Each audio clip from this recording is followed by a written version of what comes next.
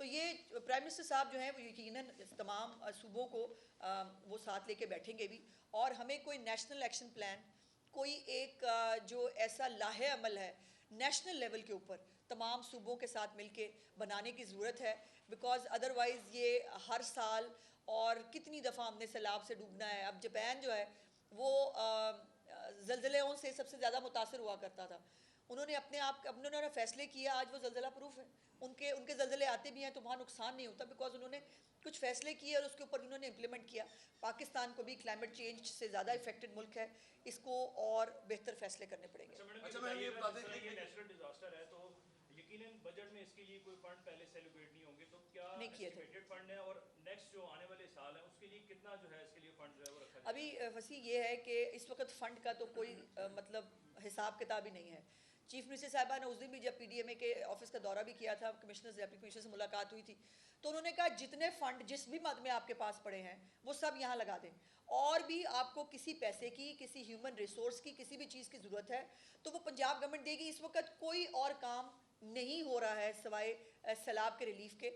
सो ये जितना भी पंजाब के पास वसाइल है वो सब सैलाब ज़दगान के लिए हैं। इनके लिए पहले रिहेबिलिटेशन हो गई, इनको बसाएंगे, उसके बाद कोई और काम होगा। अच्छा मैम, आपने भी जिक्र कर दिया जापान का कि ज़लज़ले बहुत आते हैं, अभी भी बहुत आते हैं, तो उन्होंने अपने आप को उस तरह से मूव किया है।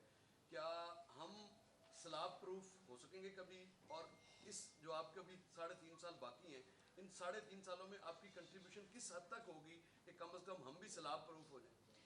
कोशिश तो भाई पूरी होगी। चीफ मिनिस्टर साहबा का ये पूरा कमिटमेंट है। इसके लिए उन्होंने जो है वो कहा भी है कि हमें 80 डैम्स के ऊपर काम करने की ज़रूरत है।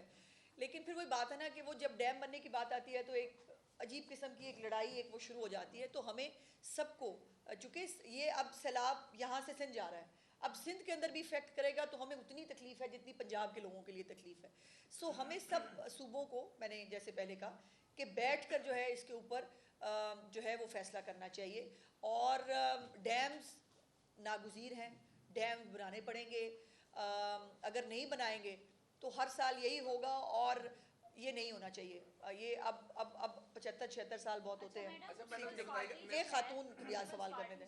पंजाब और वफाकी हुकूमत को खत लिखनी जा रही है कि सैलाब मुतासरीन को की जो नुकसान हुआ है ना उनका अजाला करे, तो आप समझते हैं कि इस खत की कोई ज़रूरत है? ज़रूरत, चलें, उनको अगर अच्छा लगता है, उनको लगता है कि ख़त जो है वो लिख के, तो अगर उनको यही बेहतर लग रहा है तो ठीक है, कोई बात नहीं। लेकिन मैं इनको रेस्ट एश्योर ज़रूर कराना चाहती हूँ क्योंकि उनके खत के बगैर भी जो है पंजाब हुकूमत अपना काम कर रही है। अच्छा मैडम, ये बताइएगा कि रेस्क्यू और रिलीफ के काम तो जारी हैं, कुछ कच्चे के डाकुओं की भी खबर है कि वो किस हाल में, वो तो दरिया के पेट के अंदर रहते हैं, उनको रेस्क्यू रिलीफ उनका कैसे होगा? सीसीडी ने पकड़ वो बाहर आएंगे तो जेल में जाएंगे, रेस्क्यू रिलीफ करेंगे? देखिए, पहले तो उनकी ज़िंदगियाँ जो है ना वो एक एक ज़िंदगी इंपॉर्टेंट है, ये मजाक की बात नहीं है। लेकिन ज़ाहिर है वो बाहर आएंगे, उनको आना चाहिए और आके सरेंडर करना चाहिए जो कानून के मुताबिक तरीकाकार है, और सरेंडर करेंगे, उनको तमाम तर फैसिलिटीज़ वैसे ही मिलेंगी जैसे सैलाब ज़दगान को मिलती है। कि एक जानिब तहरीक इंसाफ जो है वो तनकीद कर रही है, दूसरी तरफ ऑडिटर जनरल पाकिस्तान की खबर आई है कि 2023-24 में जो सैलाब मुतासरीन के लिए टेंट खरीदे गए थे उनमें से बेशतर जो है वो गायब हो गए हैं या बेच दिए गए हैं। इस पर क्या तबसरा करेंगे? अभी मैं कोई सियासी बात नहीं करना चाहती। देखिए, अगर मैं भी वही शुरू कर दूं जो वो कर रहे हैं, उनकी एक एक प्रोपेगेंडा का मुंह तोड़ जवाब मेरे पास मौजूद है, बट ये मौका नहीं है। इस वक्त पंजाब के लोग मेरे मुंह से कोई सियासी बात सुनना नहीं चाहते। वो ये सुनना चाहते हैं कि उनके लिए क्या हो रहा है, वो ये देखना चाहते हैं कि चीफ मिनिस्टर उनके लिए क्या कर रही हैं। सो हम वो कर रहे हैं, लेकिन वो ये ज़रूर देख रहे हैं कि अभी भी इस वक्त उनके साथ कौन खड़ा है, कौन अभी भी फसाद और इंतशार की सियासत कर रहा है, और कौन अभी भी जो है वो पैनिक क्रिएट कर रहा है, झूठी खबरें, प्रोपेगंडे वो कर रहा है, और कौन जो है वो ग्राउंड में मौजूद है उनके लिए। अच्छा, तीन डिस्ट्रिक्ट्स के अंदर मैंने अपने तौर पर दोस्तों से बात की, वजीराबाद में, मंडी बहाउद्दीन में, टोबर टैक्स में। एक जो शिकायत सबसे ज्यादा है या प्रॉब्लम लोगों को आ रही है वो मवेशियों के चारे को लेके है। इस हवाले से पहली तो शिकायत ये थी कि पहले फर्द के हवाले से कहा गया, ज़रा लोगों के पास जमीन के कागजात उस वक्त नहीं होते।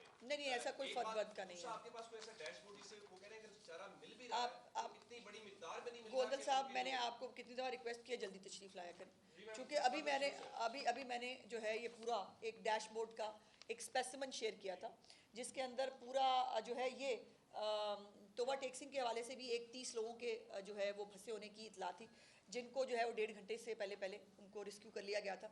इसी तरह फॉडर्स के हवाले से भी जो भी इतला आ रही है उसको मेक श्योर किया जा रहा है और डैशबोर्ड मौजूद है, उसी का एक स्पेसिमेन मैंने आपके साथ शेयर किया।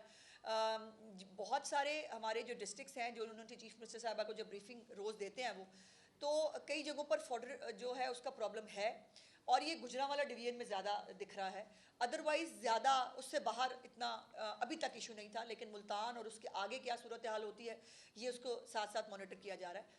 तो यकीनन जहाँ पर भी चारे की ज़रूरत है, मेरे पास बहुत सारे फुटेजेस और चीफ मिनिस्टर साहिबा खुद अपने सोशल हैंडल से भी वो तमाम फुटेजेस जो है वो शेयर भी कर रही होती हैं कि जहाँ पर फॉडर्स के भी बाकायदा इतने बड़े बल्क जो हैं वो हवाले किए जा रहे हैं। मवेशियों को मैंने जैसे कहा 8 लाख से ज़्यादा मवेशी पाकिस्तान की तारीख में किसी हुकूमत ने रेस्क्यू नहीं किए, जो हमने किए हैं। सो उनको रेस्क्यू किया है, उनको ज़ाहिर है खाना खिलाना, उनको साफ़ पानी देना वो भी हमारी जिम्मेदारी है, वो हम इंशाल्लाह कर रहे हैं।